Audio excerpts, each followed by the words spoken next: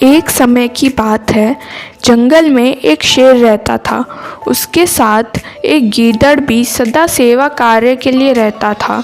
शेर को एक बार एक हाथी से लड़ना पड़ा था। तब से उसके शरीर पर कई घाव हो गए थे। एक टांग भी इस लड़ाई में टूट गई थी। उसके लिए एक कदम चलना भी कठिन हो गया था। जंगल में पशुओं का शिकार करना उसकी शक्ति से बाहर था तथा शिकार के बिना पेट नहीं भरता था। शेर और गीदड़ दोनों भूख से व्याकुल थे। एक दिन शेर ने गीदड़ से कहा, तुम किसी शिकार की खोज करके यहाँ ले आओ। मैं पास में आए पशु को मार डालूंगा, फिर हम दोनों भरपेट खाना खाएंगे। गीदड़ शिकार की खोज में पास के गांव में गया। वहाँ उसने तालाब के किनारे एक गधे को हरी हरी घास के कोमल कोपले खाते देखा। वह उसके पास जाकर बोला, मामा नमस्कार, बड़े दिनों बाद दिखाई दिए हो, इतने दुबले कैसे हो गए? गधे ने उत्तर दिया, भगिनी पुत्र, क्या कहूँ, धोबी बड़ी निर्दयता से मेरी पीठ पर बोझा रख देता है और एक कदम भी ढीला पड़ने पर लाठियों से मारता है। घास मुट्ठी भर भी नहीं देता। स्वयं मुझे आकर मिट्टी मिली घास के तिनके खाने पड़ते हैं, इसलिए दुबला होते जा रहा हूँ। गीदड़ बोला, मामा यही बात है। मैं तुम्हें एक जगह ऐसी बतलाता हूँ जहाँ मरकत मणि के समान स्वच्छ हरी घास के मैदान हैं। निर्मल जल का जलाशय भी पास ही है। वहाँ आओ और हंसते गाते जीवन व्यतीत करो। गधे ने कहा, बात तो ठीक है भगिनी पुत्र, किंतु हम देहाती पशु हैं। वन में जंगली जानवर मार कर खा जाएंगे, इसलिए हम वन के हरे मैदानों का उपभोग नहीं कर सकते। गीदड़ बोला, मामा ऐसा ना कहो, वहाँ मेरा शासन है। मेरे रहते कोई तुम्हारा बाल भी बांका नहीं कर सकता। तुम्हारी तरह कई गधों को मैंने धोबियों के अत्याचारों से मुक्ति दिलाई है। इस समय भी वहाँ 3 गंधर्व कन्या रहती हैं जो अब जवान हो चुकी हैं। उन्होंने आते हुए मुझे कहा था कि तुम हमारे अच्छे पिता हो, तो गांव में जाकर हमारे लिए किसी गंधर्व पति को लाओ, इसलिए तो मैं तुम्हारे पास आया हूँ। गीदड़ की बात सुनकर गधे ने गीदड़ के साथ चलने का निश्चय कर लिया।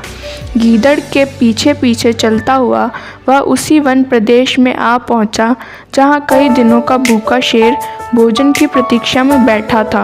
शेर गधे को देखकर उठा ही था कि गधा वहां से भागना शुरू कर दिया। उसके भागते भागते भी शेर ने पंजा लगा दिया, लेकिन गधा शेर के पंजे में नहीं फंसा और भाग ही गया।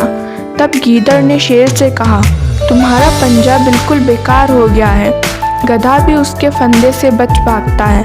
क्या इसी बल पर तुम हाथी से लड़ते हो?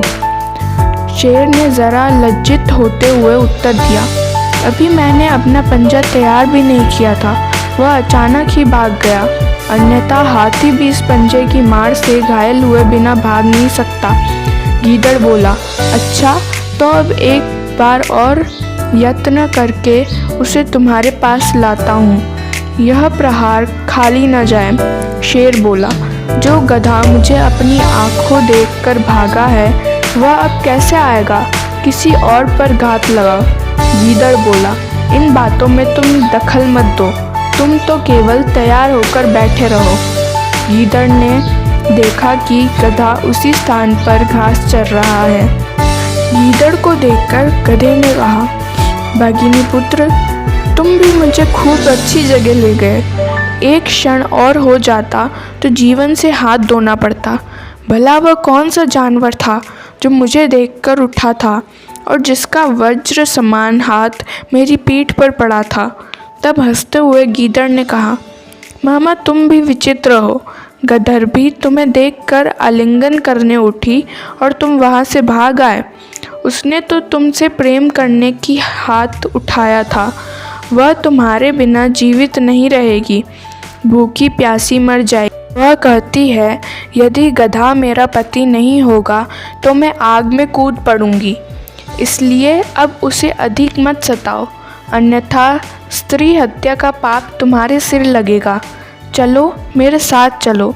गीदड़ की बात सुनकर गधा उसके साथ फिर जंगल की ओर चल दिया।